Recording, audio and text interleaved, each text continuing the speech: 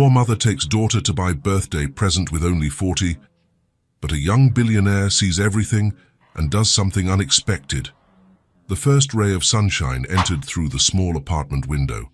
Emily opened her light blue eyes and jumped out of bed like a rocket. "Mommy, Mommy, it's my birthday." The high-pitched voice echoed through the rooms. Claire woke up on the couch, where she always slept to leave the bedroom for her daughter. Her blonde hair was messy, but her smile was immediate. "Happy birthday, my princess!" Emily ran and jumped into her mother's lap. Her golden curls bounced as she laughed, her blue eyes shining with joy. 5 years old. Now I'm a big girl. Claire hugged her daughter, feeling her heart ache. 5 years. How quickly it had passed, and how difficult it had been. "Shall we have a special breakfast?" "With pancakes?" "Of course." Claire glanced discreetly at the wallet on the table. $40. That was all she had until the end of the month, but it was Emily's birthday. It had to be special. In the small kitchen, Claire made heart-shaped pancakes. The sweet smell filled the apartment. Emily clapped her hands when she saw them. "You're the best mommy in the world. And you're the best daughter." While they ate, Emily chatted about school, her friends, her dreams. Claire listened to every word, committing it all to memory. "Mommy, Emma got a beautiful doll last week. Her hair was just like mine." "Really? And Sarah has one too. All the girls in my class have pretty dolls." Claire felt a lump in her throat. She knew where this was going. "But you have your doll too, remember? The one we got last year." "I know, but..." Emily fidgeted with her fork, making a face. "So it's just that mine is different." Claire understood. Emily's doll was simple, bought at a thrift store. It was functional, it was loved, but it wasn't like the other children's. "How about we go out today? We can take a walk downtown and see what we find." Emily's eyes sparkled like stars. "Really, really? It's your birthday." After breakfast, Claire counted and recounted the money, $40. Maybe it would be enough to buy something nice, nothing too expensive, but something that would make Emily happy. She calculated mentally. She could afford a decent doll and still have a little left over for food for the week, though it would be tight. They got ready carefully. Claire put on the light blue dress that Emily liked best. It was simple, but it brought out the girl's eyes. Claire chose a white blouse and the jeans that were still in good condition. "We look beautiful," Emily said, twirling in front of the small bathroom mirror. Claire smiled, adjusting her daughter's curls. "Yes, we do." The street was busy. It was Saturday morning, and people were taking advantage of the good weather to go for a walk. Emily held her mother's hand tightly, observing everything with a child's typical curiosity. "Look, Mommy, that dog is just like the one at school. And that lady has hair like Grandma's. Mommy, why is that man wearing a suit on a Saturday?" Claire smiled at her daughter's comments. Emily always saw the world in a special way. Everything was interesting, everything had a story in her head. They walked for a few blocks until they reached the main street. There were the bigger stores, with colorful windows and a bustle of people coming and going. Claire knew the prices were higher, but she wanted Emily to see the options. "Can we look in the windows?" "Of course, honey." They passed by the bookstore, where Emily pointed to some children's books. By the clothing store, where she commented on a pink dress in the window. By the pharmacy, by the shoe store. Emily commented on everything, always excited, until they reached the toy store. The window display was a spectacle of colors: dolls, cars, games, stuffed animals, puzzles. It was like a magical world for a 5-year-old child. The store's internal lights made everything sparkle. Emily stopped in front of the glass and was silent for a few seconds. Her blue eyes scanned every item, but they always returned to the same place, always to her. "Mommy," she whispered, almost breathless. Claire followed her daughter's gaze. There she was, the most beautiful doll in the window. Curly blonde hair like Emily's, bright blue eyes, a pink dress with gold details, tiny white shoes. She was perfect. She was the kind of doll every little girl dreamed of having. "I want that doll, Mummy." Emily's voice came out louder than expected. Some people on the street looked. An old lady smiled tenderly. Claire knelt beside her daughter, placing a hand on her small shoulder. "She is very beautiful. She's the most beautiful of all. Can I have her?" Claire looked at the price tag, $85. Her heart sank. It was more than double what she had. "I'm sorry, honey, it's too expensive." "But Mommy," Emily's eyes started to get teary. "All my friends at school have one. I wanted to have one too." The girl's voice trembled. Claire felt as if someone had punched her in the stomach. Seeing her daughter sad on her own birthday was the worst feeling in the world. "Let's find another pretty one, okay? But I want this one." Emily pressed her little hand against the glass. "I know, sweetie. So I know you want it, but sometimes we can't have everything we want right away. Let's go inside the store and see what's in there. I'm sure there are other beautiful dolls." Emily nodded slowly, still looking at the doll in the window, as if saying goodbye to a dream. Across the street, a man stopped walking. Rowan had left the office early and decided to take a walk before returning to his empty apartment. He didn't usually pay attention to people on the street, always lost in thoughts about work or business, but something about that scene caught his attention. The blonde woman kneeling beside the little girl, the delicate way she spoke, how she tried to comfort her daughter. There was something there that touched Rowan in a way he couldn't explain. Maybe it was the patience in her voice, or the sadness in the child's blue eyes. He watched, hidden behind a lamppost. He didn't want to be intrusive, but he couldn't leave. It had been years since he had witnessed something so genuine. Claire and Emily entered the store. The atmosphere was even more impressive inside. Shelves filled to the ceiling, cheerful music playing softly, the smell of new toys in the air. The colors were vibrant, and there were children running from one side to the other with their parents. "Wow," Emily murmured, her eyes wide. The clerk approached. She was a young woman, with brown hair tied back and a friendly smile. "Can I help you?" "We're looking for a doll," Claire said. "It's her birthday today." "Happy birthday. How old are you?" "5, Emily replied, showing the fingers of her right hand. "That's great. 5 is a very special age. We have several beautiful options for girls your age." The clerk led them to a specific section at the back of the store. There were dolls of all types and sizes, some big, some small, some with long hair, others with short hair. A variety that made Emily curious, but not necessarily excited. "Look at this one," Claire said, picking up a doll with brown hair and green eyes. "So she's very beautiful. And look at this cute little outfit." Emily looked without much interest, shaking her head. "She's pretty, but..." "And this one?" Claire showed another, smaller, with black hair and brown eyes. "This one has a very sweet smile." "She's pretty too," Emily agreed, but without any excitement in her voice. Claire realized that her daughter was not excited. All the dolls were beautiful, but none of them sparked that special glint in her eyes. None were like the one in the window. "How about this little blonde one?"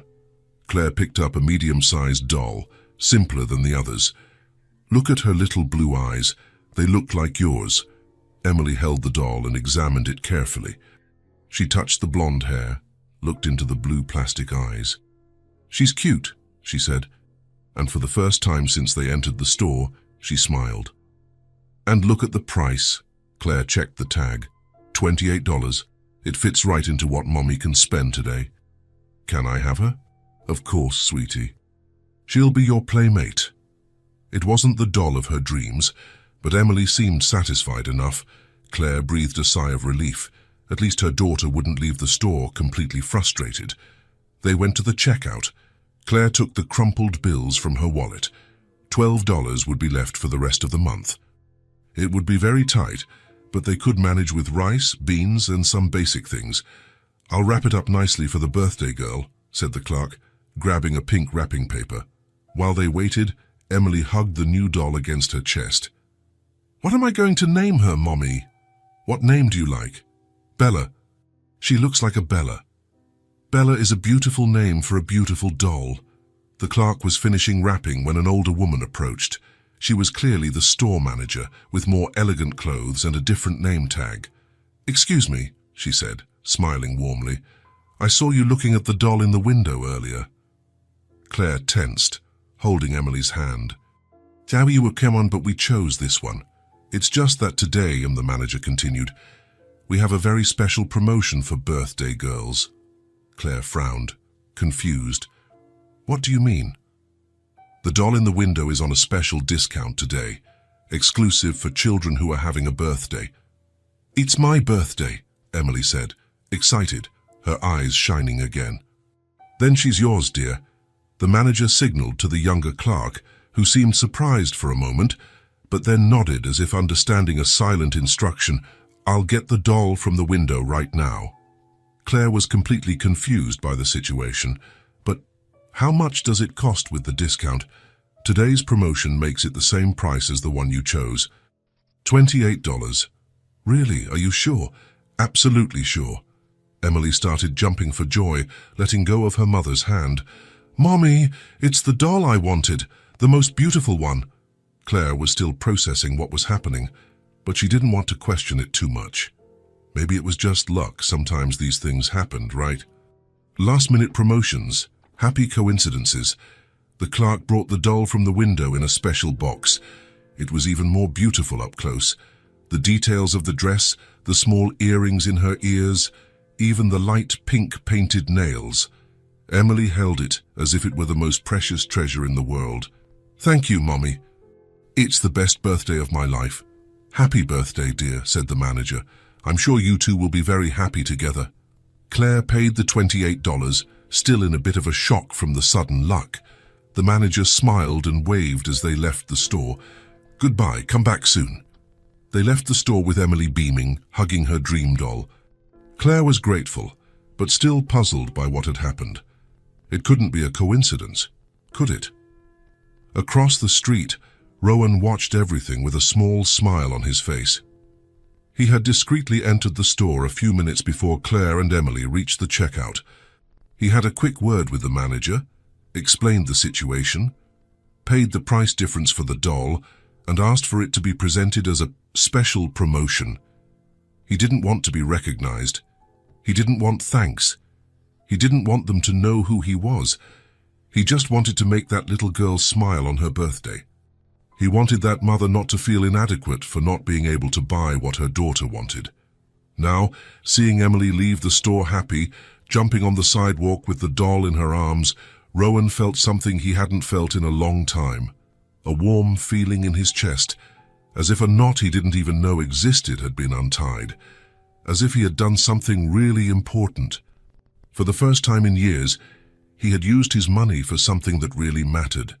Not to impress clients, not to get some advantage in business, not to buy things he didn't even need, just to make a child happy. Claire and Emily walked down the street, chatting excitedly about the new doll. Emily showed every detail to her mother, making up stories about the doll's life, about the adventures they would have together. Rowan followed them from a distance, unnoticed, keeping a safe distance. He didn't know why. Maybe he wanted to make sure everything was okay. Maybe he wanted to keep that scene in his memory for a few more minutes. "What am I going to call her now, Mommy?"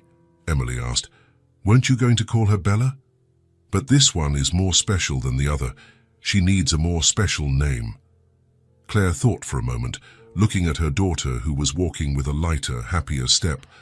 "How about Hope?" "Hope." Emily tested the name on her tongue. "Hope." "I like it a lot." Claire smiled. Hope was a good name. Maybe it was exactly what they needed in their lives.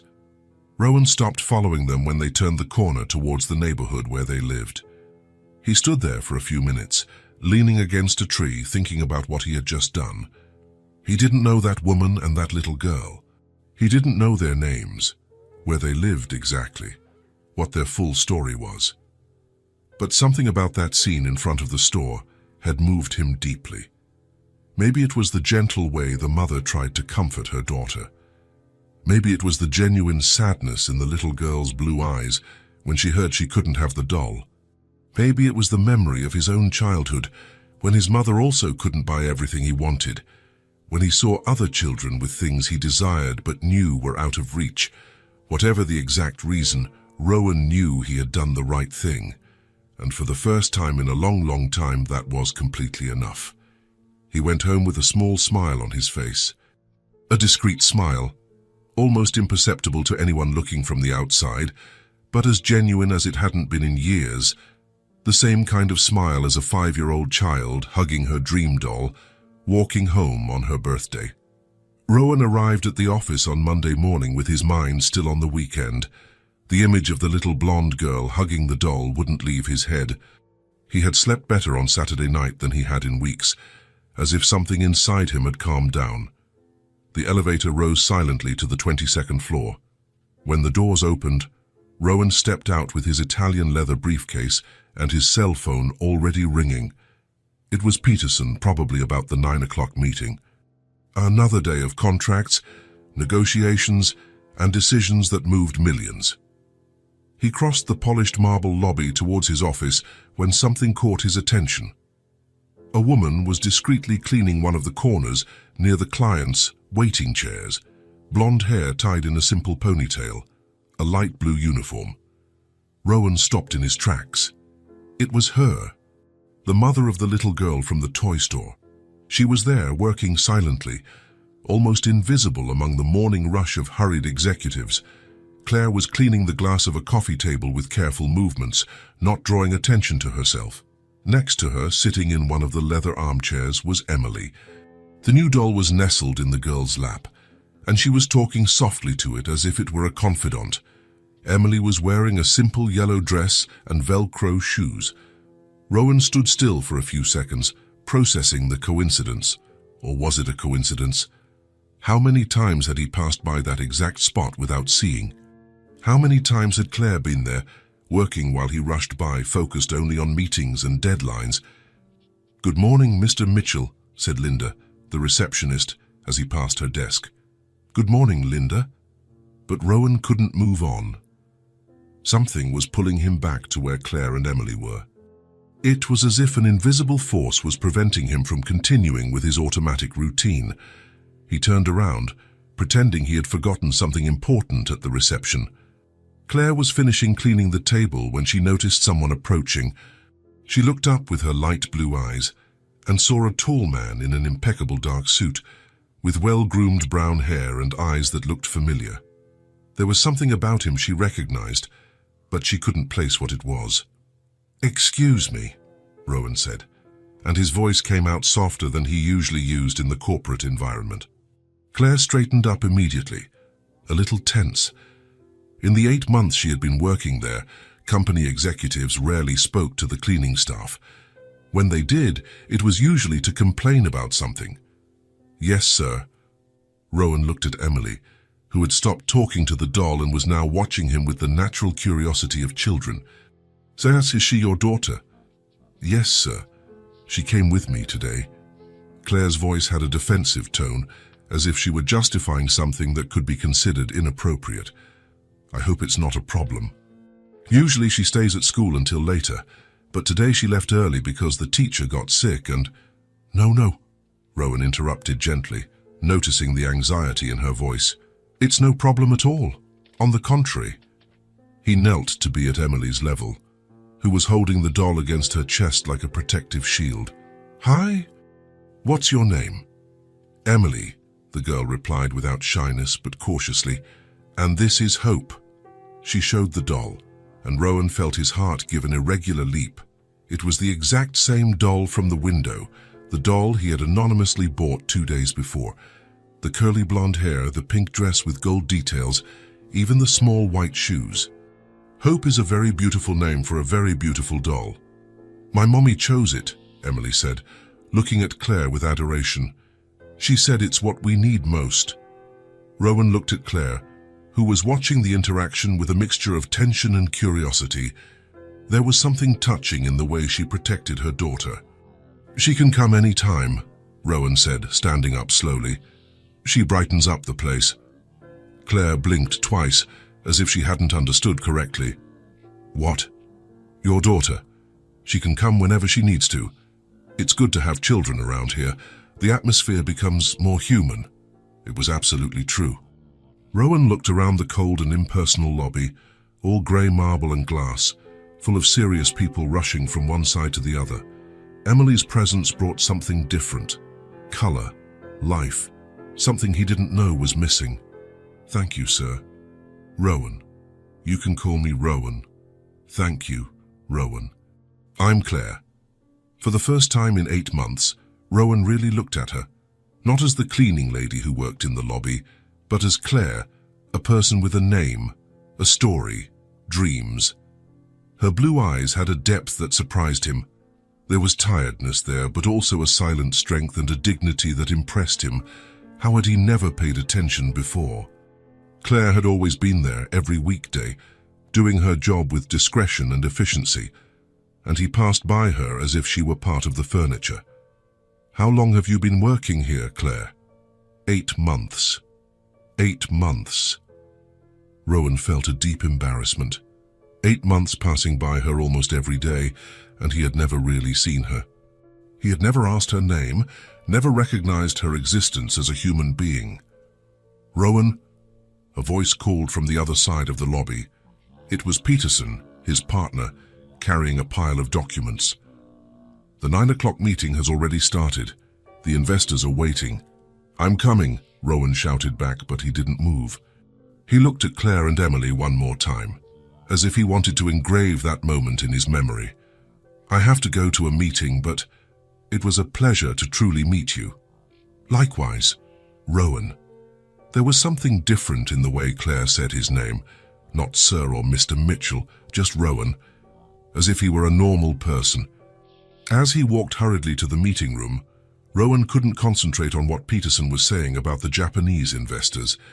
His mind was on Claire and Emily in the lobby, on how genuinely surprised Claire had been when he said Emily could come any time. The meeting dragged on all morning. Discussions about technology investments, international market analysis, quarterly projections that seemed like abstract numbers.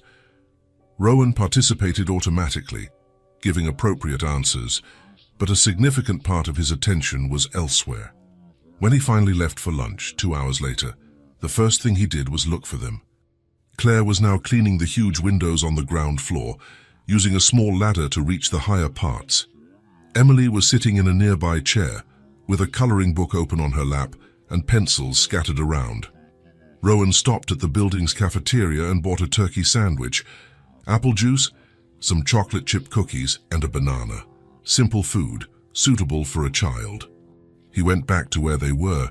"Emily," he called softly, not wanting to startle her. The girl looked up from her coloring book, where she was coloring what looked like a castle. "Hi, Rowan." It was fascinating how quickly children adapted to people. Emily already treated him like a long-time acquaintance, without the social barriers that adults created. "Have you had lunch yet?" "Not yet. Mommy said we'll eat when she finishes cleaning all the windows." Rowan looked at Claire, who had come down from the ladder and was watching the conversation attentively, the cleaning cloth still in her hand. "I brought you a snack," he said to Emily, showing the bag from the cafeteria. "Sana, if your mom lets you, of course." Claire hesitated for a long moment. Rowan could see the conflict in her eyes, pride versus need, independence versus her daughter's hunger. "You didn't have to bother." "I know I didn't have to, but I wanted to." There was something in the absolute simplicity of the answer that touched Claire deeply. It wasn't disguised pity. It didn't seem like condescending charity. It was just basic human kindness. "You can accept it, honey." Emily clapped her hands with joy and made room in the wide chair for Rowan to sit next to her. "Look what I'm coloring." It was a complex drawing of a family, father, mother, and daughter holding hands in front of a house with a flower garden and a large tree. "It's getting very beautiful. You have a lot of talent. Do you want to color with me? There's still a lot of space." Rowan looked around discreetly. He, an executive in a $1,000 suit, about to sit on the floor of his own company's lobby to color with a 5-year-old child. If someone from the board of directors saw him, of course, it would be an honor. Emily took a light blue pencil from the box and handed it to him with ceremony. You can color the sky, but be careful not to go outside the lines. Rowan took the pencil, which seemed tiny between his fingers, accustomed to signing contracts. He began to color carefully, trying to maintain uniform movements. It had been literally decades since he had done something like this. Do you work here every day? Emily asked, completely focused on painting the mother figure's dress. I do, almost every day. Are you important? Rowan laughed softly, a genuine laugh. Why do you ask? Because you wear very important clothes, and everyone talks quietly and walks fast when you pass by. It was a surprisingly perceptive observation for a child. Rowan had never thought about the effect his presence had on people. And you? Do you like coming here with your mom? I like it a lot. It's quiet and has these comfy couches. At school, sometimes there's a lot of noise and chaos. Do you always come with your mom after school? Yes. I leave school and come straight here. I wait for her to finish work. Sometimes it takes a while, but I don't mind. Rowan stopped coloring for a second. Every day, Emily came to the office after school and waited patiently. A 5-year-old child, sitting quietly for hours while her mother worked to support them both. Don't you get bored waiting? Not much. I draw, play with Hope. Sometimes I read the little books Mommy buys, and now I can color with you. Is Hope enjoying her new home? Emily hugged the doll affectionately. She loves it. She said she's never had a room of her own before, and that she really likes the new bed we made out of a box. Rowan smiled, touched by the child's fertile imagination and Claire's creativity in making a little seem like a lot. Emily, said Claire, approaching with the cleaning spray bottle. Don't bother Rowan. He must have important things to do. He's not bothering me at all, Rowan replied quickly. In fact, I'm learning important things here. Learning what? She's teaching me to color without going outside the lines. And, Emily interrupted, excited with a sudden idea. I can also teach you how to fold a napkin into a flower shape. What do you mean? Emily took one of the napkins from the snack and began to fold it with her skillful and concentrated little fingers. Look, the teacher taught us last week. Hair turns into a real flower. Rowan watched, absolutely fascinated, as she transformed the ordinary napkin into something that really looked like a delicate flower. Incredible. How do you do that? It's easy. Want to try? Rowan took another napkin from the package. Emily guided his large hands with infinite patience, showing exactly where to fold, how to press, where to make the petals appear. No, that's not right. Look here. She carefully undid his work and demonstrated again, step by step, with the patience of an experienced teacher. Now I get the trick.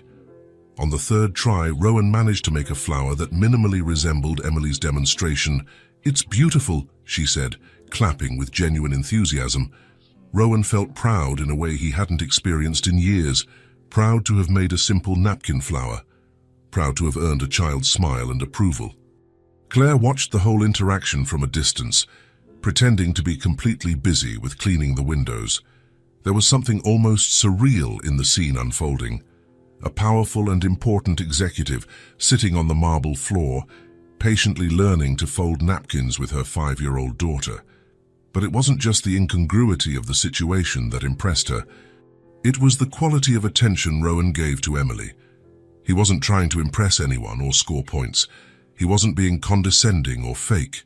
He was genuinely present, truly interested in what Emily had to teach. Do you have children, Rowan? Emily asked, neatly putting the colored pencils back in their box. No, I don't. Why not? It was a question too direct for a child to ask, but Rowan was not offended, nor did he seem uncomfortable. I never found the right person to start a family with. Oh, I see. Emily reflected for a moment, chewing on a cookie. My dad didn't want to have kids. Rowan glanced quickly at Claire, who had completely stopped pretending to clean and was now watching the conversation with full attention. Really? Yes. Mommy explained that he left because he wasn't ready to be a real dad. But it's okay. The natural simplicity with which Emily spoke about something so complex and painful touched Rowan deeply.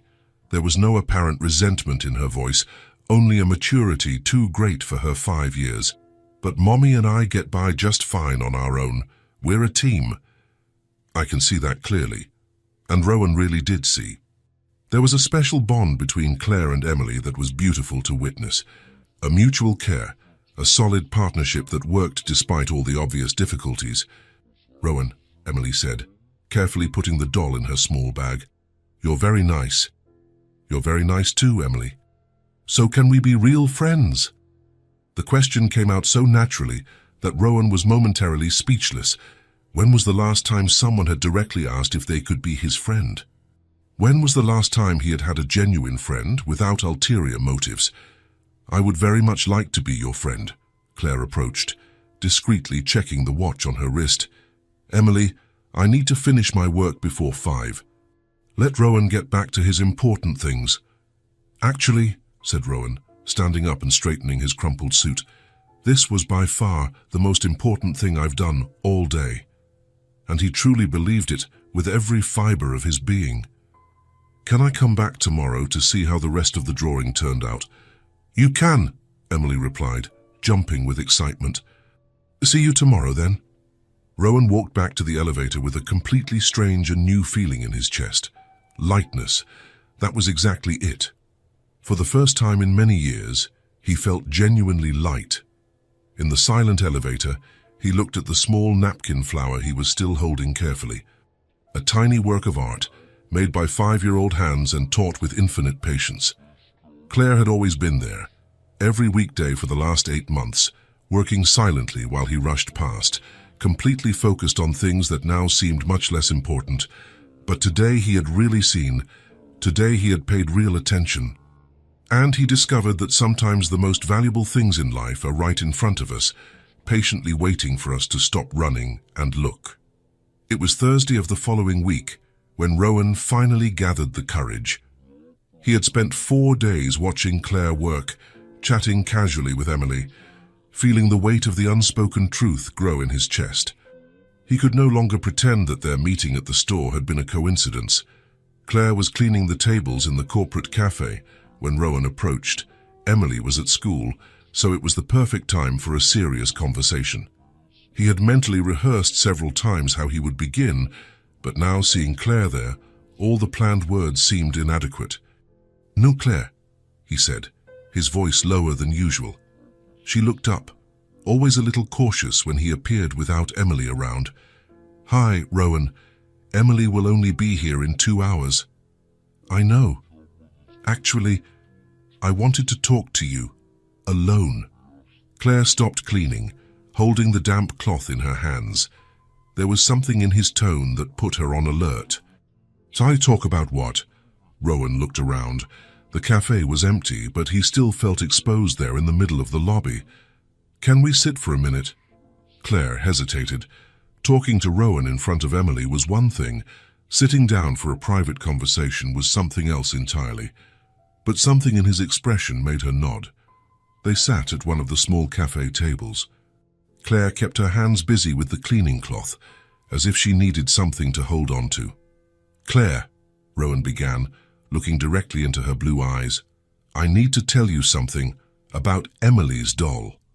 Claire's heart leaped. She had always known that promotion had been too strange to be true, but she had preferred not to question it, not to look a gift horse in the mouth. What about the doll? Rowan took a deep breath. It was now or never. I was the one who bought the doll. Claire remained completely still for a few seconds, processing the words. What do you mean? On Saturday, when you were in front of the toy store, Rowan continued, the words now tumbling out in a torrent since he had begun, I saw you at the window. I saw how Emily looked at that doll. I saw you trying to console her. Claire felt her face flush. She remembered that moment. The frustration of not being able to give her daughter what she really wanted. The feeling of inadequacy that had haunted her for the rest of the day. You saw us. I was across the street, and something touched me. Rowan paused, searching for the right words. I couldn't get it out of my head. The way you spoke to her, how you tried to make her feel better. So I went into the store before you got to the checkout and asked the manager to make it look like a promotion. Claire was silent for a long moment. When she finally spoke, her voice came out weaker than usual. Why? Because... Rowan hesitated. How could he explain something he didn't fully understand himself? Because your daughter deserved to have that doll. Because you deserved to see her happy. And because, Ian, for some reason, I needed to do that. You didn't know us. That's true. I didn't. So why care? Rowan looked at his own hands. It was a fair question, but he didn't have a simple answer. My mother raised me alone too, he said finally. I remember similar moments, her trying to work miracles with very little. And I remember what it was like to want something that was out of reach. Claire felt something stir in her chest. It wasn't pity in his eyes. It was something different, something she wasn't used to seeing. Did you do it out of pity? No, Rowan answered immediately, looking into her eyes again. I did it because I saw an incredible mother trying to give her daughter the world. I did it because I saw a special child who lights up any place she goes. I did it because... He paused, searching for the right words. Because you two reminded me of what really matters. Claire studied his face, looking for signs of falsehood or condescension, but what she saw was raw honesty. There was something in Rowan's clear eyes that she rarely saw in people. Genuine respect. Your daughter is very intelligent, Rowan continued. The way she sees the world, how she treats people. You've done an amazing job raising her. It was hard, Claire admitted, almost without thinking. I'm sure it was. But look at the result. They were silent for a few minutes. Claire processed the revelation, rearranging her understanding of the past few days. Rowan had bought the doll. Rowan had been watching even before they met. You must think I'm a terrible mother, she said finally, not being able to buy a simple doll for my daughter. Claire, Rowan's voice became firmer. I think you're one of the most impressive people I've ever met. She looked up, surprised. What do you mean? You work here every day. You raise a daughter alone. You make her feel loved and safe despite all the difficulties, and you still manage to maintain your dignity, your strength. That's no small thing. Claire felt her eyes burn. It had been a long time since someone had recognized her effort, who saw beyond the circumstances and saw what she was trying to do. I didn't want you to find out, Rowan continued. I didn't want you to feel, I don't know, embarrassed or indebted to me. And now? Now I wanted you to know that it wasn't pity. It wasn't charity. It was admiration. Claire looked at him for a long moment. She had spent so many years being judged, being seen as a poor thing, as someone who couldn't make it in life. It was strange, and at the same time comforting to be seen differently. Thank you, she said, and the word was loaded with meaning. For what? For telling me the truth. And for seeing us in a different way. Rowan smiled. And it was a different smile from the ones Claire was used to seeing in the corporate environment. It was warm, genuine. It's hard not to see you in a different way. You've changed my days here. We have? You and Emily. This place was just work for me. Now it has color, laughter, life. Claire felt something strange in her chest. She couldn't remember the last time someone had said that she and Emily brought something positive to someone else's life. It was usually the opposite. They were seen as a burden, as a complication. Emily likes you a lot, she said, and I like her a lot. And you. The words came out naturally, but created a moment of silence between them. Claire didn't know how to interpret that. Rowan, you don't have to say anything, he interrupted gently. I just wanted you to know the truth, and to know that if you ever need anything, you can count on me. Claire nodded, still processing everything. Something different was happening there. something she wasn't sure she was ready to understand. "Can I ask you a question?" she said. "Of course." "Why tell me now?" Rowan thought for a moment. "Because I couldn't pretend anymore, and because you deserve honesty." They were interrupted by voices in the lobby, other employees arriving from lunch. The moment of intimacy naturally dissolved. "I need to get back to work," Claire said, standing up. "Of course." She took a few steps, then turned around. "Rowan." "Yes." "Thank you, really. Not just for the doll, for everything." He nodded, and Claire went on with her work. But something had changed. The truth was between them now, and with it, a new understanding. Rowan hadn't acted out of pity, he had acted out of respect, and Claire wasn't sure what to do with that information, but she knew it changed everything. Summer arrived with a vengeance that year. It was a Friday at the end of June, and the thermometer was reading almost 90 degrees. The building's air conditioning was working at full blast, but the heat was still unbearable. Rowan had taken off his suit jacket and rolled up the sleeves of his shirt, which was already showing sweat stains.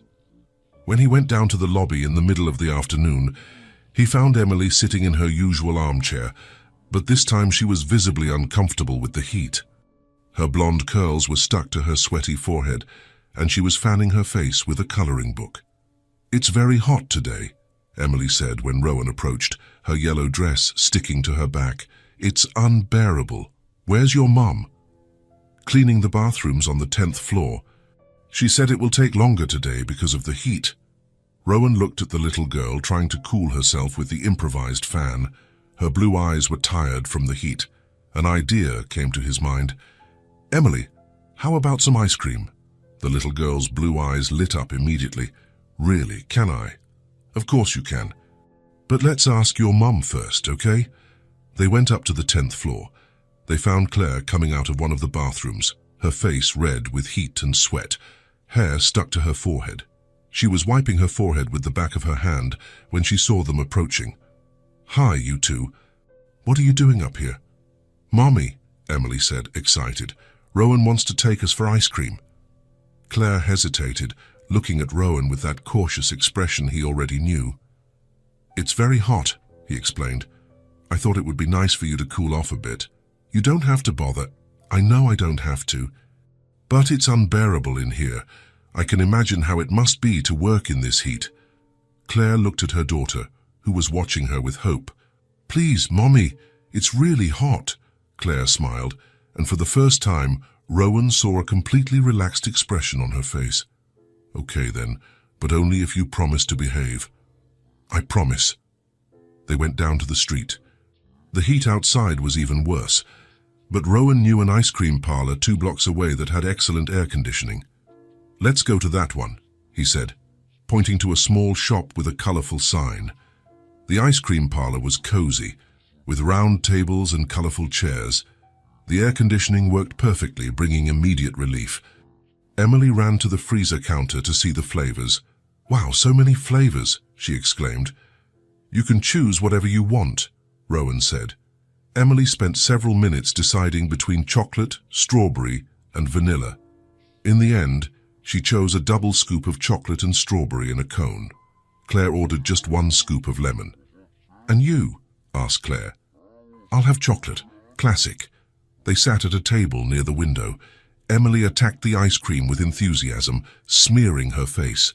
Claire ate slowly, clearly savoring every spoonful. "It's been a while since I had ice cream," she commented. "Why?" asked Rowan. "It's not exactly a priority in the budget." Rowan felt a pang in his chest. Simple things like ice cream, which were automatic for him, were a luxury for Claire. "I always thought rich people didn't care about these little things," said Claire, watching Emily. "But you're different." "How so?" "You see us. You really see us. Most people look through us as if we were invisible." Rowan didn't know what to say. There was a painful truth in those words. "It's strange," Claire continued, "to be treated like a normal person, without pity, without judgment." "You are a normal person, Claire, an incredible person." She looked at him for a moment, as if she were trying to understand something. "Sir Rowan," Emily said, interrupting the moment, "can I ask you a question?" "Of course. Do you live alone?" "I do." "Don't you get sad?" Rowan laughed. "Sometimes. But meeting you two has made a difference in my life." Claire felt something warm spread through her chest. She couldn't remember the last time someone had said that she made a positive difference.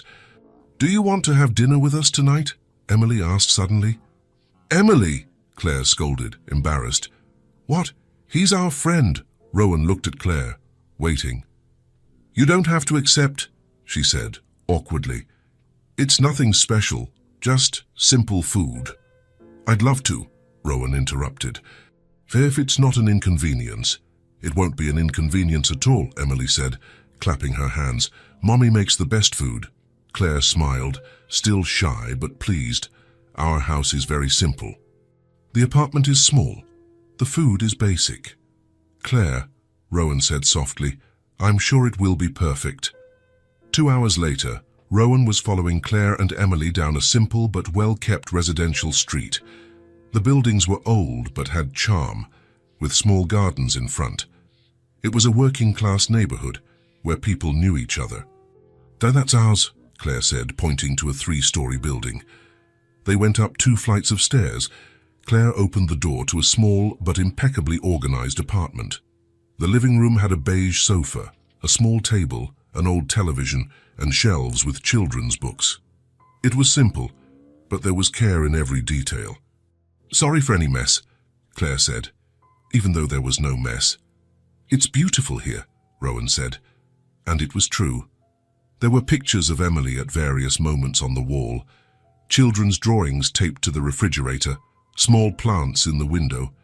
It was a real home made with love. "Sit on the couch," said Claire. "I'll make dinner." "Can I help?" "No need." "Relax." Rowan sat down while Emily ran to the bedroom to get drawings and her doll-bound Hope. The kitchen was open to the living room, so he could see Claire working. She moved with efficiency, cutting vegetables, seasoning meat, turning on the stove. "Emily told me you know how to play checkers," Claire said as she cooked. "I know a little." "Why?" "She's been wanting someone to play with. I always lose on purpose, but she's already figured it out." Rowan laughed. "I promise to play a fair game." "She'll like that." The smell of food began to spread through the apartment. It was a homemade aroma, of natural spices and genuine care. 40 minutes later, they were sitting at the kitchen table. Claire had made grilled chicken with rice and beans, a simple salad and orange juice. It was homemade food made with care. "This is delicious," Rowan said after the first bite. "Really? Really. It's been a long time since I've had a meal made with so much care." Claire smiled, clearly pleased with the compliment. The conversation flowed naturally during dinner. Emily told stories from school. Claire talked about work. Rowan shared lighter experiences from the office. There was no tension, just 3 people talking like friends. "Rowan," Emily said after eating, "can you stay and watch a movie with me?" "What movie?" "The Little Mermaid. Mommy said we can watch it after dinner." Rowan looked at Claire, who shrugged. "If you want to stay, cool. Of course I do." After helping with the dishes, they settled on the couch. Emily squeezed in between Rowan and Claire, with Hope in her lap. Rowan had taken off his shoes and rolled up the sleeves of his shirt. He looked completely at ease. During the movie, Claire watched Rowan discreetly. He laughed at the jokes along with Emily, made comments about the characters, seemed genuinely involved. There was nothing forced about his presence there. "Do you like this part?" Emily asked when Ariel started to sing. "I do. She has a dream and she fights for it, just like Mommy," Emily said naturally. "What do you mean?" asked Rowan. "Mommy always dreamed of studying. She tells me sometimes." Claire was embarrassed. "Emily, it's true. You said you wanted to have a profession of your own." Rowan looked at Claire with interest. "What kind of study?" "It's not important," Claire said, wanting to change the subject. "It's important to me," Rowan said. Claire sighed. "I always wanted to do nursing. I like taking care of people. But with Emily, work, bills, there was never enough time or money. It's never too late, Rowan said. It is for me. I'm 28. I have a daughter, responsibilities. 28 is young, Claire. You have your whole life ahead of you. She looked at him, seeing something in his eyes that she couldn't quite identify, but that made her feel hopeful. The movie ended with Emily practically asleep, leaning against Rowan. Claire carried her to the bedroom, gave her a bath and put on her pajamas. When she returned to the living room, Rowan was arranging the sofa cushions. You didn't have to tidy up, she said. Habit. They were silent for a moment. Thank you for today, said Claire. The ice cream, accepting the dinner invitation, Emily was very happy. And you, Claire looked at him. I was happy too. It was a simple admission, but loaded with meaning. It was a perfect day, said Rowan. It's been a long time since I've felt so at home. At home? Yes. Here, with you. It's strange, but I feel like I'm part of the family. Claire felt her heart race. There was something in the way he said that. Rowan, I'm sorry if that was inappropriate. I didn't mean to. It wasn't inappropriate, she interrupted. It's just that I feel that too. Like you're a part of it. They looked at each other for a moment that seemed to last longer than it should have. I have to go, Rowan said finally. Tomorrow is Saturday, but I have a few things to take care of. Of course. He picked up his jacket and shoes. Claire? Yes? Thank you for letting me be a part of it, even if just for one night. She walked him to the door. You can come back whenever you want. When Rowan went down the stairs, Claire stood at the door for a few minutes. Something had changed that night. The barriers she had carefully built around her heart had cracked. For the first time in a long time, she had looked at someone without defenses, without fear. And Rowan hadn't seemed like a visitor in her home. He had seemed like a part of it. The following weeks established a new rhythm in the office. Rowan began to appear in the lobby with a frequency that even Linda, the receptionist, noticed. It was no longer just casual encounters or sporadic conversations. It had become something intentional, part of his daily routine. Every morning around 9:30, Rowan would come down with 2 cups of coffee from the special machine on the executive floor. One for him, the other he would discreetly leave on the table next to where Claire worked. He never made a fuss, never drew attention to the gesture. He simply left it there as if it were the most natural thing in the world. Good morning, Claire, he would say, placing the steaming cup within her reach. Good morning, Rowan. Thanks for the coffee. It was always the same exchange, simple and comforting. Claire had stopped protesting after the 3rd time. There was something in the naturalness of the gesture that completely disarmed her. Peterson, his partner, even commented in a meeting, "You've been different lately, Rowan, less tense." Have I? Yes. Even your posture has changed. You seem more relaxed. Rowan didn't answer, but he knew Peterson was right. There was something about the morning conversations with Claire that calmed him in a way he had never experienced. When Emily was around, after school, Rowan invariably appeared, not in an obvious or planned way, but as if he were just passing through the lobby and was lucky enough to run into them. How was school today, he would ask, bending down to be at Emily's level. Good. We learned about butterflies. Butterflies? How interesting. What kind? And so began conversations that would last for 20, 30 minutes. Rowan asked subtle but genuine questions. He wanted to know about Emily's friends, about her favorite subjects, about the books she was reading. Questions that most adults asked only to be polite, but that Rowan asked because he really cared about the answers. The teacher said that butterflies don't live very long, Emily said on a Tuesday. That's true, but they are important even if they live for a short time. Why? Because they help flowers exist. Without them, we wouldn't have colorful gardens. Emily thought about it for a moment. So even though they're small, they make a difference. Exactly. Size doesn't define importance. Claire, who was listening while organizing the cleaning supplies, smiled discreetly. Rowan always found a way to make Emily feel special, important. On Thursdays, when Emily had art class at school and always arrived excited about some project, Rowan showed genuine interest in every detail. "I made a drawing of our family," Emily said one of these afternoons, showing a paper with 3 colorful figures. "Our family?" Rowan asked, curious. "Yes, me, Mommy, and you." Claire stopped cleaning for a second, watching from a distance. Rowan held the drawing carefully, as if it were a precious work of art. "It's beautiful. Can I keep it?" "You can. I'll make another one for Mommy." Rowan carefully folded the drawing and put it in the inside pocket of his jacket. Claire saw the gesture and felt something warm spread through her chest. As the days passed, other employees began to notice the change. Rowan, who had always been exclusively focused on work, now took regular breaks. He smiled more often during the day. Even the way he greeted people had changed, becoming warmer. One Friday afternoon, when the office was emptier, Rowan found Claire cleaning the ground floor windows. Emily was sitting in a nearby chair, doing her homework. "Need a hand?" Rowan offered. "No thanks."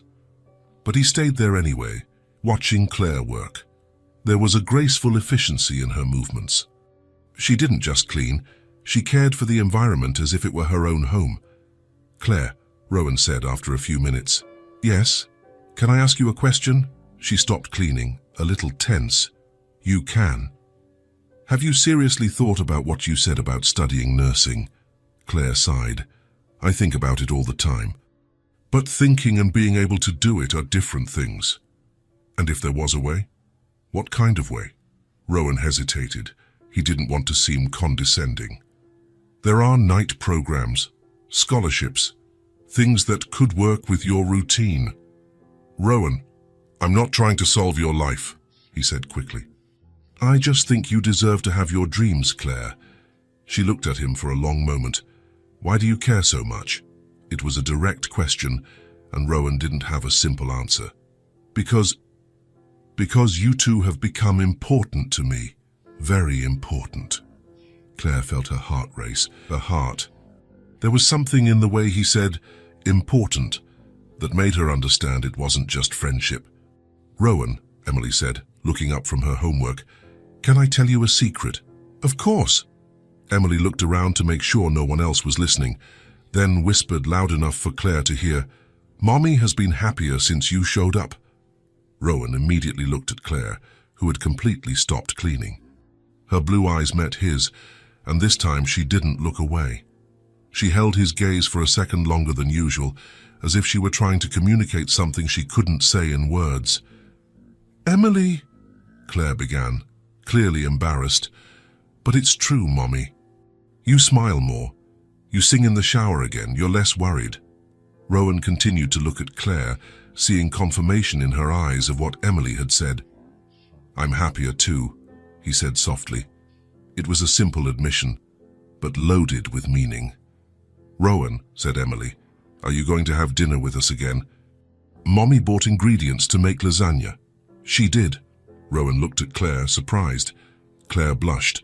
"I thought maybe if you wanted to." "I'd love to." "Great," Emily said, clapping her hands. "Can it be today?" Rowan looked at Claire, who nodded shyly. "Today is perfect." Later that night, as they ate homemade lasagna at the small kitchen table in Claire's apartment, Rowan realized how natural it had become. The conversations flowed easily. Emily told stories from school. Claire laughed at his jokes. It was as if he had always been there. "Rowan," Emily said as they ate dessert, "do you like living alone?" "I used to," he answered honestly, "but now I prefer to be here with you." Claire looked at him, and again there was that moment of silent connection. "You can come over any time," Emily said. "Mommy likes it when you come, I can tell." "Emily," Claire protested, but she was smiling. "It's true. You're different when he's here. More like before." "Like before?" asked Rowan. "Before you were sad, when I was a little girl and you used to sing me to sleep." Claire was moved. She didn't know that Emily remembered those times when she still had hopes, before life became just about survival. "I can sing you to sleep tonight," Rowan offered. "If your mum lets me." Emily looked at Claire with hope. "Can he?" Claire nodded, touched by the kindness of the gesture. After Emily fell asleep, lulled by a lullaby that Rowan remembered from his own childhood, he and Claire stayed in the living room talking softly. "Thank you," Claire said, "for everything. For the morning coffee, for the conversations with Emily, for being a part of it. Thank you for letting me be a part of it." They looked at each other, and Claire realized that something had definitely changed. Rowan was no longer a visitor. He was no longer the important executive who showed up occasionally. He had become part of their routine, part of their lives. And for the first time in a long time, Claire let hope become part of her routine again. It was a sunny Sunday morning when Rowan arrived at Claire's apartment with fresh coffee and donuts. It had become a weekend routine. He would show up with some simple excuse, and they would always welcome him as if he were part of the family. Emily was in the living room playing with puzzles, while Claire organized some clothes on the couch. It was a quiet domestic scene, the kind of moment Rowan had never experienced in his own empty house. "Good morning, everyone," he said, entering with the smile that had become automatic in their presence. "Rowan!"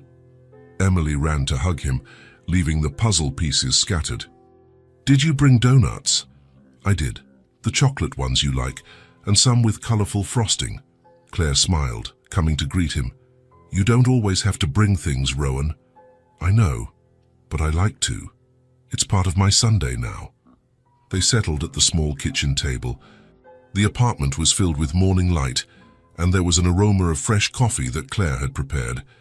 Emily ate her donut while talking about a funny dream she'd had the night before.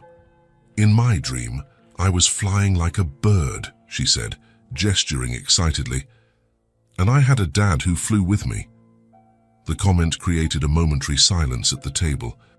Claire tensed, not knowing how to react to these occasional mentions Emily made about having a father. Rowan looked at Emily, then at Claire, seeing her discomfort. "Emily," he said softly, "can you tell me about your dad?" Claire opened her mouth to interrupt, but Rowan made a gentle gesture for her to let Emily speak. There was a genuine curiosity in his voice, without judgment or embarrassment. "I didn't know him," Emily said with the natural simplicity of children. "Mommy said he left before I was born." "Emily," Claire began, visibly uncomfortable with the direction of the conversation. "It's true, isn't it, Mommy? You told me he didn't want to stay." Claire sighed, looking at Rowan with an expression that mixed vulnerability and resignation. "It's true." "Can you tell me what happened?" asked Rowan, his voice filled with genuine curiosity, free of any judgment. Claire hesitated for a moment, nervously fidgeting with her coffee cup. It was a story she rarely told, and never to men. "He left when he found out I was pregnant." The words came out simple, direct, but loaded with an old pain that still echoed after all these years. He said he wasn't ready to be a father, that he was too young, that he had big plans for his life, and that I should resolve the situation. Rowan felt a silent anger rise in his chest, but he kept his expression calm and attentive. "How old were you?" 22. I was working in a clothing store at the mall, living in a tiny apartment that I shared with a roommate. When I found out I was pregnant, I thought we would stay together, build a family. Claire paused for a moment, looking at Emily, who was now distractedly playing with the donut crumbs, making small drawings on the table, but he disappeared, literally. He moved to another city, blocked my phone, deleted all his social media, as if me and the baby were just an inconvenient problem to be avoided. Claire took a sip of coffee, as if she needed courage to continue. His parents called me once. They offered me money to not cause trouble, as if Emily were trouble. Rowan was silent for a few seconds, processing the story. There was a painful familiarity in those words, echoes of his own childhood. "Mine abandoned us too," he said, almost whispering. Claire looked up, completely surprised. Rowan had never mentioned his family before. "What?" My father. When I was 7, one day, he just didn't come home from work. It was the first time Rowan had shared this part of his life with anyone other than therapists and medical records. He felt an urgent need for Claire to know that she was not alone in this experience. He left a note in the kitchen saying he couldn't carry the weight of responsibility anymore, that he needed to be free to live his own life. Rowan looked at Emily, who was now paying attention to the conversation with the natural curiosity of children. My mother was left alone with me. She worked 2 jobs during the day, studied at night to try to get a better position, a better life for both of us. Rowan's voice carried a mixture of old pain and deep admiration. She gave everything she had to raise me. She gave up her own dreams, her own youth, her own relationships. I am what I am today entirely because of her. Claire felt her eyes begin to sting. There was a shared pain in those words, an understanding she had never found in anyone before. And I see that in you, Rowan continued, looking directly at Claire with an intensity that made her feel seen in a completely new way. The same silent strength, the same absolute dedication, the same way of putting your child first, always, even when it means putting yourself last. Claire had to blink several times to hold back the tears that insisted on forming. That's why you understand us, she said, finally understanding the special connection between them. That's why I see what others can't see. I see a woman who works miracles every day, who turns a little into a lot, who creates happiness and stability even when life is difficult and uncertain. Mommy, Emily said, climbing into Claire's lap with the keen perception of children. Why are you getting sad? I'm not sad, sweetie. I'm touched. Is touched good or bad? It's very good, Claire said, hugging her daughter tightly. It's when someone says something that touches our heart in a beautiful way. Rowan watched the mother and daughter embrace and felt an emotion he couldn't properly name. It was gratitude, admiration, and something deeper that he was just beginning to recognize in himself. Want to play outside? Emily asked, always full of energy. Oh, there's a small playground nearby. Of course, Rowan said, grateful for the change of energy. They went down to the small neighborhood park. It was simple, with some old but well-maintained playground equipment by the local community. Emily ran directly to the swings, asking Rowan to push her. Claire sat on a nearby bench, watching the interaction between them. There was something completely natural in the way Rowan played with Emily. Not forced, not performative, not trying to impress, just present and genuinely interested. Higher, Emily shouted, laughing with that pure joy of children. Be careful not to fly straight to the moon, Rowan joked. If I fly to the moon, will you come and get me? Always, Rowan replied without hesitation. The answer came out so naturally and with such conviction that it made Claire feel a tightness in her chest. Emily had found in Rowan something she didn't even know she was looking for. A male figure who didn't run away, who didn't disappear, who stayed. After a while, Emily went to play on the slide with other children who had arrived at the park. Rowan sat next to Claire on the bench, both of them watching the games. Thank you, she said after a few minutes. For what? For sharing your story with me. For making me understand that I'm not alone in all this. They sat in comfortable silence, watching Emily interact with the other children. It was one of those moments when words were not necessary, where the simple shared presence said everything. Rowan seeked, Claire said after a few minutes, almost without thinking, the words coming out as if they had a life of their own. I've always wanted to study. He turned to look at her, giving her his full attention as he always did when she spoke.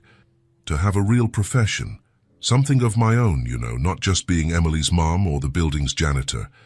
Being Claire, the nurse, or Claire, the teacher, or Claire, anything that was really mine.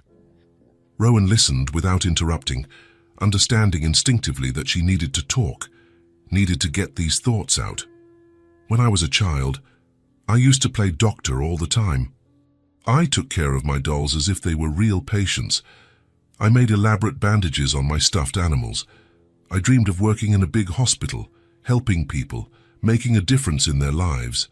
She stopped, looking at her own hands that worked so hard every day. But life didn't leave room for dreams. First it was working early to help at home because my father had lost his job.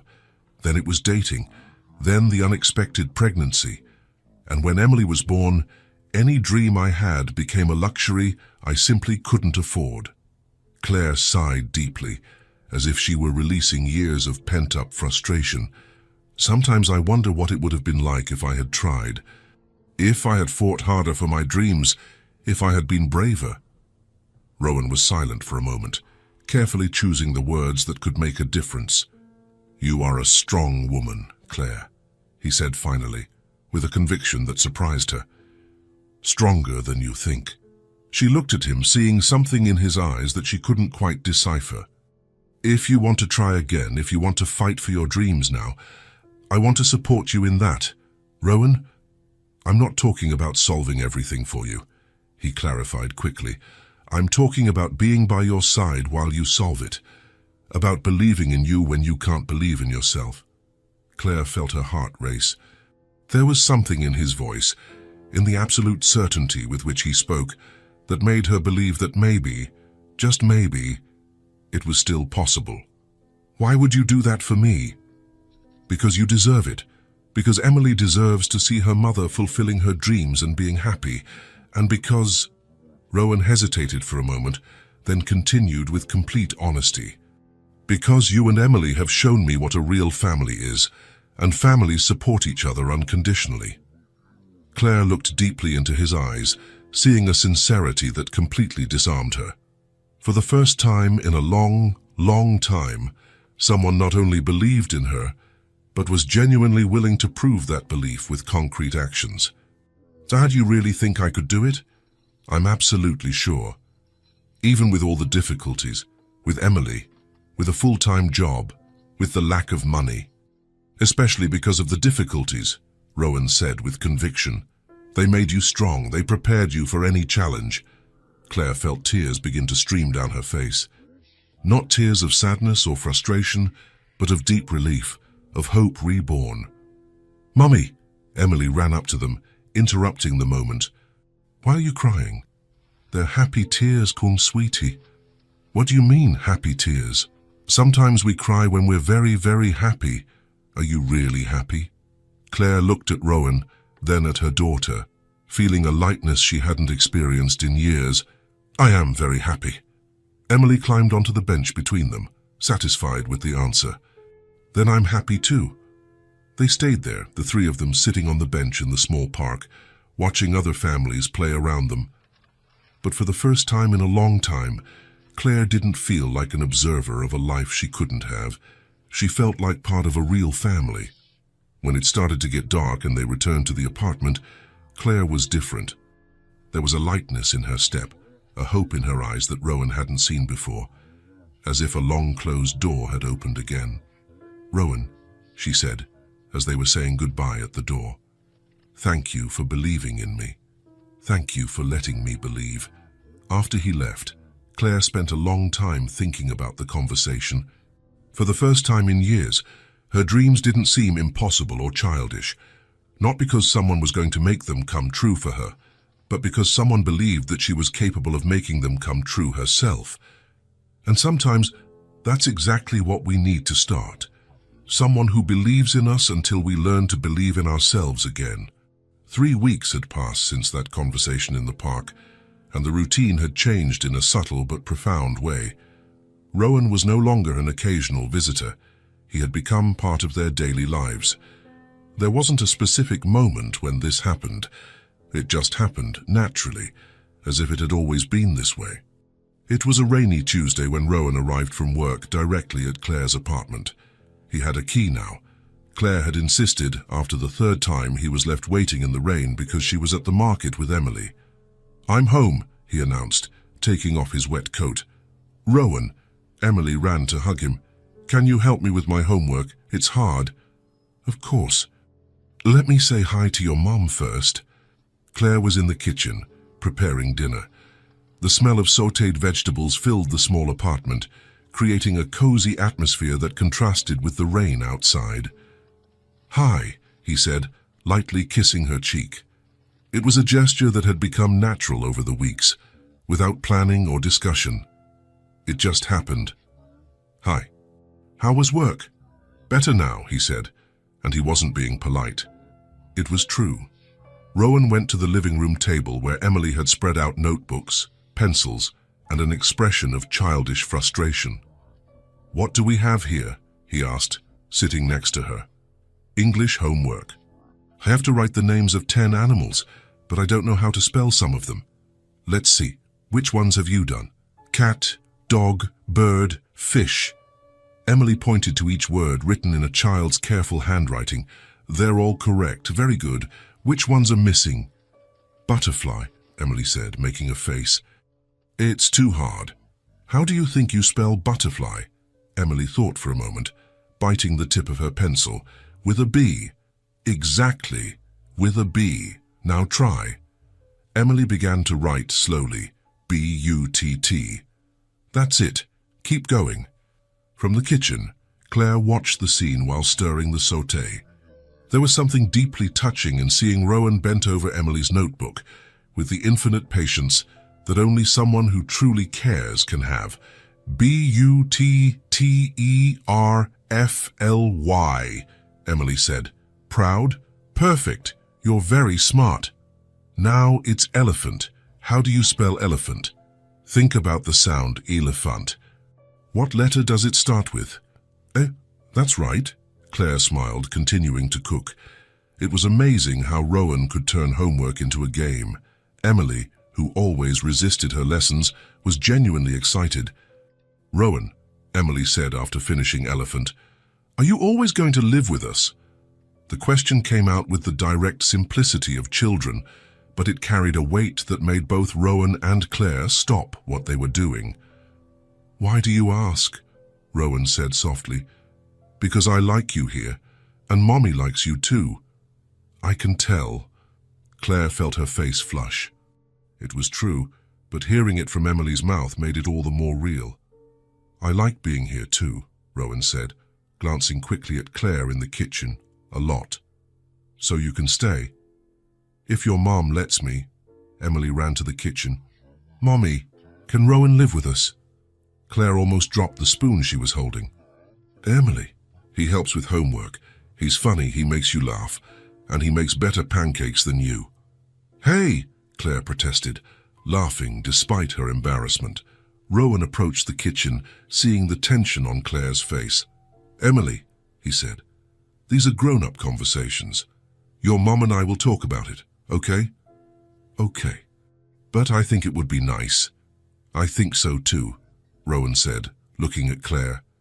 Dinner was as always, relaxed, full of Emily's stories about school, laughter at Rowan's jokes, the feeling of normalcy that all three of them had begun to value. "Rowan," Emily said as they ate dessert, "can you teach me how to make those napkin flowers again?" "Of course. But only after you finish your homework." "I already finished. You helped me, remember?" "That's right, so let's do it." After dinner, while Claire washed the dishes, Rowan and Emily sat on the living room floor with colorful napkins. Rowan showed each fold with patience, and Emily tried to imitate his movements. "Like this?" she asked, holding a slightly crumpled napkin. "Almost. Here, let me show you." Rowan guided her little hands, helping her make the right folds. Claire watched from the kitchen, drying the dishes slowly to prolong the moment of observation. There was something profoundly right about that scene. Rowan on the floor with Emily, both of them focused on a simple task, laughing when something went wrong, celebrating when it went right. It was the kind of moment Claire had always dreamed of for her daughter. "I did it," Emily shouted, holding an almost perfect napkin flower. "It's beautiful." "You're an artist. I'll make one for you, one for me and one for Mommy." "Great idea." Claire finished putting away the dishes and joined them on the living room floor. It was a small apartment, but at that moment it seemed immense, full of possibilities. "Look, Mommy," Emily showed her creations. "I made flowers for our family." Family. The word came out naturally from Emily's mouth, as if it had always been obvious. Claire felt her heart race. "They're beautiful, sweetie." "Now you have to talk about Rowan living here," Emily said with the determination of a child who has decided something important. "Emily," Claire began. "It's bath time," Rowan said, saving Claire from embarrassment. "Now go on. Your mum and I will talk." "Okay, but you promise to talk properly." "We promise," Claire said. After Emily went to take a bath, Rowan and Claire were left alone in the living room. The silence wasn't uncomfortable, but it was filled with expectation. "Sorry about Emily's question," Claire said. "She still doesn't understand." "Claire," Rowan interrupted gently, "I want to live here." She looked at him, surprised by his frankness. "I want to wake up every day knowing I'll see you. I want to help Emily with her homework every day, not just sometimes. I want to cook with you. I want my clothes to be mixed with yours on the clothesline."